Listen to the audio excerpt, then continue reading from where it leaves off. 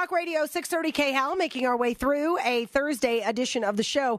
I love talking to people who see a problem and then come up with ways to address it that are creative and innovative. And I'm very happy to have in the studio with me right now a man named Brian Watson. And Brian was introduced to me by another friend of mine. Many of you know him as the Black Conservative. Rocky Mountain Black Conservatives is his group. His name is Derek Wilburn. And Derek said to me, you have got to talk to Brian Watson. You've got to talk to Brian because the stuff he is doing is so amazing and motivated for all the right reasons. And Brian, I appreciate you coming in this morning. Thank you, Mandy. Appreciate it. First of all, let's talk a little bit about you, your background, your history, and then we'll kind of move into where you are now and why you decided to go in that direction. Absolutely. Well, I grew up on the western slope in the town of Olathe, known for its sweet corn. And delicious sweet corn. And we like it, especially this time of year, and all the Palisade peaches over there as well. And I grew up in a family of entrepreneurs, and my dad was in construction.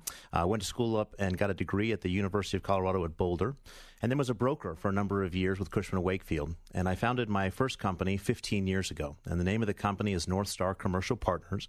And the focus of Northstar is to go out and to buy vacant buildings and to put them into productivity. You see, a number of years ago, I decided to start connecting my passions with my profession. And I think when you do that, you don't work another day in your life. And my passion is to create jobs and opportunity specifically for the people of Colorado. And so we go out and buy these vacant buildings that a lot of people often overlook, and we improve them, and we have companies locate in them to create that opportunity for Colorado citizens. Let's talk specifically about Afric Mall. Yes. What is it? Well, a building that I bought in the Denver Tech Center is the Innovation Pavilion, and it was a lender-owned property, and it was in foreclosure. They had foreclosed upon it, and we bought that building, and at the Innovation Pavilion, over 80 companies have been created in the last year and a half. The youngest entrepreneur is in middle school, and the oldest entrepreneur is over 80 years old. So this is an incubator? Yes. Where people can come in and they can get help or get space at a low cost until they can get out on their own, sort of like a little nest in a way. Well, and it's actually even better than that. If you have an idea and you've always wanted to be an entrepreneur, you can go down there and have a cup of coffee for free and just sit there and start to talk to other entrepreneurs. And as you get your idea, then you can go and get an office space. Through that acquisition, I met some gentlemen from the African community. And for 7 years, they've been working to have their own building. You see, there's 150,000 Africans within a few mile radius of the building that we bought on East Colfax. And we bought that building, again, vacant from a lender from out of state who could care less what's happening necessarily. And we bought that building vacant. And now Afric Mall is our tenant. And they're finishing out the build out.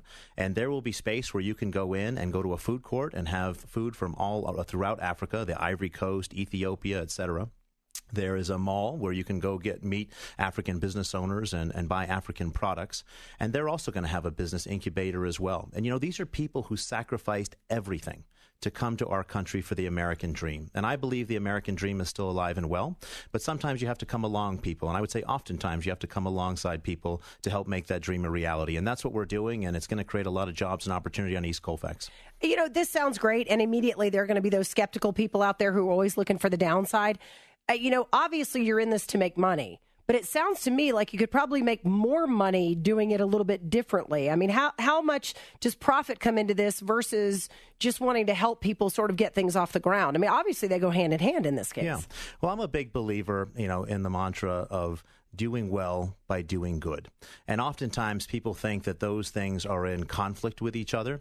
And if we can come alongside and invest, and we're taking a lot of risk in that investment, and yes, we need to make a return on our investment, but it's something that they can work in concert with each other to create that opportunity. And, at the end of the day, that's what we're in business to do, and to create that opportunity across the board for people. When is Afric Mall going to be open? Within the next 60 days. Oh, wow. So this is right around the corner. That's very exciting. It's very exciting. Do you feel like there are things, because I had no idea there were 150,000 Africans in Denver. Yeah.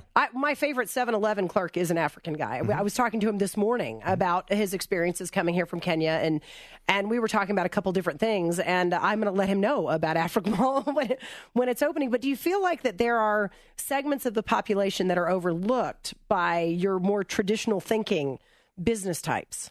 I think so. And I think that, at the end of the day, people, like to go in the path of least resistance. It's easier to go down the center of the fairway of what's known and tried and true. But I do believe there's different segments of our society that need to be embraced and need, again, to come alongside them and to believe in them. These people, the individuals that founded Afric Mall, the biggest thing that I appreciate about them is their heart and their work ethic. And that alone means the world to me. These people, it's not about necessarily, huge amount of financial capability or anything like that. These people have a dream. And for us to come alongside and to help make that dream a reality, and you think about the ripple effects, not only within their own families, but the people who come to Afric Mall, there's also going to be a cultural center. Sure. So as different dignitaries come into Denver, and my hope is that people who might not often engage with the African community, they would go into the Afric Mall and they would try this different food. I mean, Ethiopian food, for instance, is one of my favorite foods. It's not pretty. You're doing this for the restaurant opportunities, aren't you? It's completely selfish on your part. You absolutely found my whole motive. When you said that you could get food from all these different places, in all honesty, I'm thinking to myself, I'm totally going. Yeah. I love, you can learn a lot about a person's culture from their food. Absolutely. And that, to me, sounds incredibly fascinating to be able to go and learn about the different cultures and the different food that is available. So as a white person, I can tell you I'm going to Afric Mall. Yeah, well, that would be wonderful. Well, the people who will be making that food, they're going to be making it with passion. And the ability to try what is different between the food from the Ivory Coast or Ethiopia or wherever it might be, I think will be a lot of fun and exciting. So you obviously have a very service-minded attitude about your business as well. And this is now sort of transferred over to another dedication to education reform. How did that come about? Absolutely. So to me, education is one of the cornerstones of our society. It is absolutely imperative to help go out and achieve one's dreams. And whatever education means for you. I mean, it may be K through 12 education, it may be vocational training, college, whatever it might be. But to me, literally, that foundation stone is one of our civil rights issues of our day. That's how impassioned I am about it. And so as we've gone out to buy vacant buildings and put them into productivity, I've run into a lot of charter schools and different schools looking for a location.